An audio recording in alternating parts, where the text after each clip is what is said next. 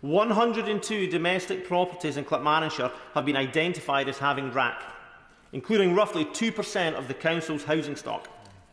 And in October last year, 30 homeowners in Tillicoultry received a knock on their door, informing them that they had just 2 hours to gather their belongings and evacuate their property. I can only imagine the stress these people must have felt at being told that they had to leave their home. And understandably, the confusion they felt at such news meant that many left behind important documents such as driving licences or passports, as well as personal belongings and precious family heirlooms that, frankly, a monetary price cannot be put on. Nearly a year on, and those homeowners still haven't been granted access to retrieve their possessions. Amongst the residents that have been impacted by RAAC, I met with a couple who lived in their flat for 40 years. They had achieved the dream of home ownership. And when this hard-working couple had finally paid off their mortgage on their ex-council flat, they described it as a moment of immense pride and achievement.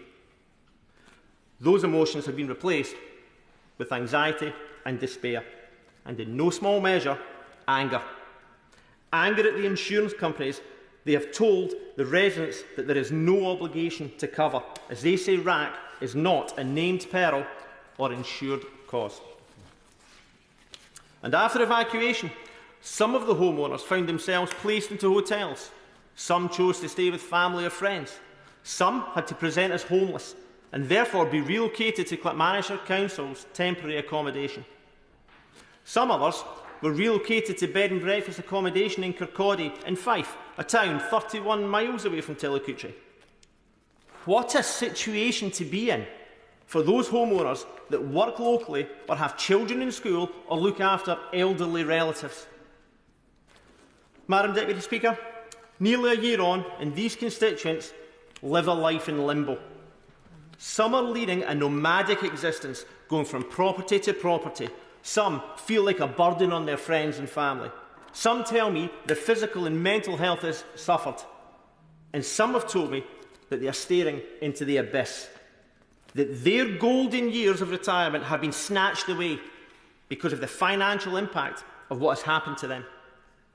But all of them are united by the anguish of not having somewhere to put down roots and call home. The ever-reducing budgets provided to local authorities will likely mean that the solution my RAAC-impacted constituents need will have to be a collaborative effort.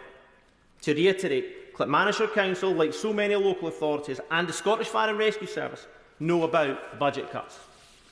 And with housing being a devolved matter, and the Scottish Government announcing £500 million worth of cuts only last week, I fear that means the Scottish Government won't right this wrong either. And I say that with no criticism to the Scottish Government. My constituents don't want finger-pointing. They want action. And I warmly welcome the resetting of the relationship between the Scottish Government and this Labour Government. This new, positive working relationship is exactly the approach that my constituents from Tillicoultry will need for them to receive the equitable solution and justice that they deserve. And with that, I hope the Minister will meet with me to discuss possible solutions for the benefit of my constituents.